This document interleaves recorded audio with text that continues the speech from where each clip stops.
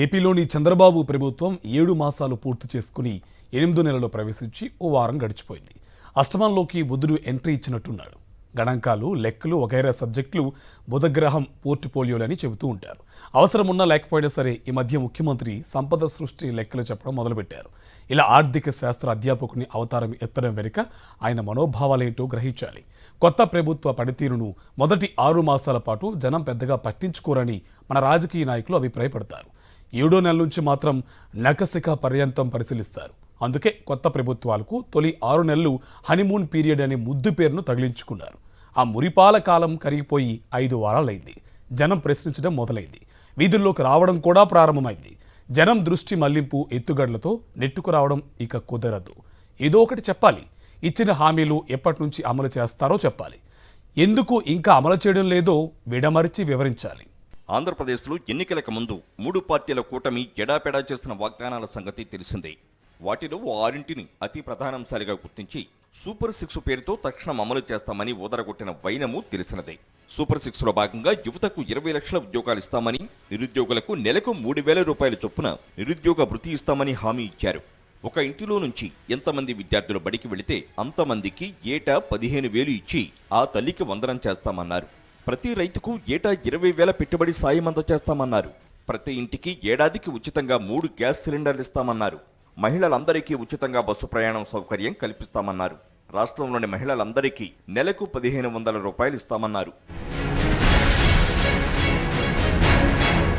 8వ నెల వచ్చినా ఇందులో ఒక్కటి కూడా అమలు చేయలేదు. 6ంటిలో ఆర్థిక భారం పెద్దగా పడని గ్యాస్ సిలిండర్ల హామీని తీసుకుని పాక్షికంగా అమలు చేశారు. 3కు బదులు ఒకే సిలిండర్ను తొలి ఏడాదికి పరిమితం చేశారు. 2వ సంవత్సరం నుంచైనా 3 సిలిండర్లు ఇస్తారో ఒక్కదానితోనే సరిపెడతారో చూడాలి. మేనిఫెస్టోలో చేసిన వాగ్దానాల్లో అతి ప్రధానమైనవిగా ఎంపిక చేసుకున్న సూపర్ 6కే ఈ గతి పడితే మిగిలిన వాటి సంగతేంటో అర్థం చేసుకోవచ్చు. ఎకనామిక్స్ పాఠాల ప్యాకేజీలో భాగంగా ఎన్నికల హామీలను తాము అమలు చేయబోవడం లేదనే సంగతిని నర్మగర్భంగా చంద్రబాబు చెప్పేశారు.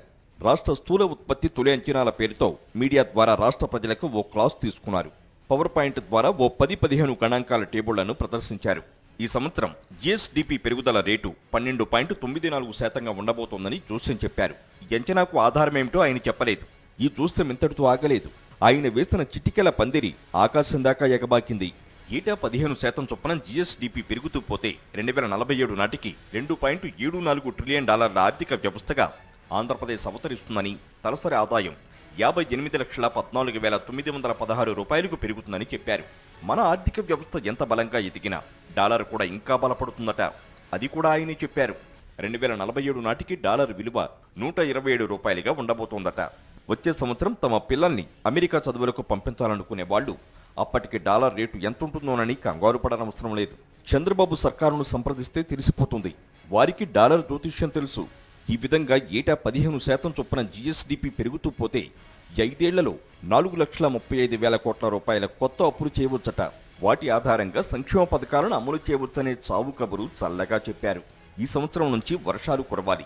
అతివృష్టి, అకాల వర్షాలు ఉండరాదు. పశుపక్షాదుల దాడి ఉండకూడదు. పంట తెగుళ్ల బారిన పడకూడదు. మంచి దిగుబడి రావాలి. అద్భుతమైన ధర మార్కెట్లో పలకాలి. అప్పుడు తప్పకుండా విందు చేసుకుందామనే సందేశాన్ని ఆయన సంక్షేమ పథకాల అమలుకు వర్తింపచేశారు. ఇటువంటి పాలకులను ఉద్దేశించే కావచ్చు 100 ఏళ్ల క్రితమే సుప్రసిద్ధ ఆర్థికవేత్త జాన్ మేనార్డ్ కీన్స్ చెప్పిన ఒక మాట ప్రసిద్ధ కొటేషన్గా మారింది. In the long run we are all dead. సుదూర భవిష్యత్తులో మనమంతా విగత జీవులమే అనే మాటను తక్షణ సమస్యల పరిష్కారం అవసరాన్ని పాలకులకు చెప్పడం కోసమే వాడారనే అభిప్రాయం ఉంది.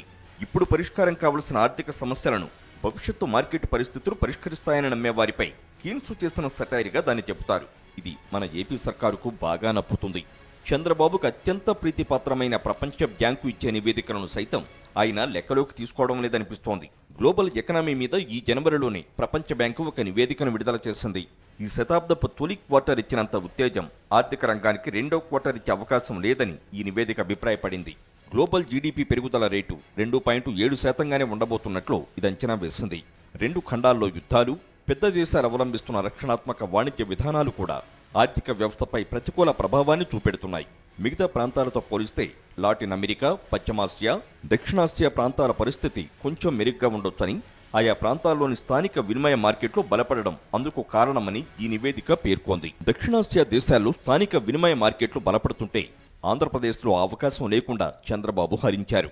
ఆయన అధికారంలోకి వచ్చిన తొలి 6 మాసాల్లో తగ్గిపోయిన జీఎస్టీ వసూళ్లే అందుకు నిదర్శనం. ఏటికేడు పెరుగుతూ వస్తున్న జీఎస్టీ వసూళ్లు చంద్రబాబు తొలి 6 నెలల కాలంలో తొలిసారిగా నేలచూపులు చూస్తూ వచ్చాయి.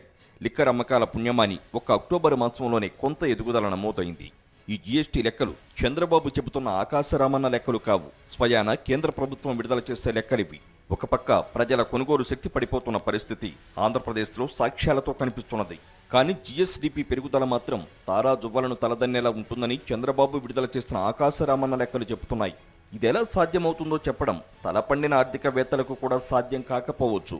చంద్రబాబు తొలి 6 మాసాల కాలంలో రాష్ట్ర ప్రభుత్వానికి తన సొంత ఆదాయ మార్గాల ద్వారా వచ్చే ఆదాయంలో 1.6% క్షీణత నమోదైంది. అక్టోబర్లో లిక్కర్ వేలంపాటల ఆదాయం ఆదుకోకపోయి ఉంటే ఈ క్షీణత ఇంకా ఎక్కువే ఉండేది. అంతకుముందు సంవత్సరం అదే నెలలో రాష్ట్ర ప్రభుత్వ ఆదాయంలో 12.19% వృద్ధి నమోదైంది. రాష్ట్ర ప్రభుత్వ సొంత ఆదాయాలంటే ఏముంటాయి? GST, stamps and registrations, sale tax, mining వగైరా పన్నేతర ఆదాయం ప్రధానంగా ఇవే. ఈ వసూళ్లు క్షీణించడం అంటే ప్రజల కొనుగోలు శక్తి పడిపోతున్నట్టు అర్థం. ఈ వసూళ్లలో వృద్ధి కనిపిస్తేనే జీఎస్డీపీలో ఎదుగుదల కనిపిస్తుంది.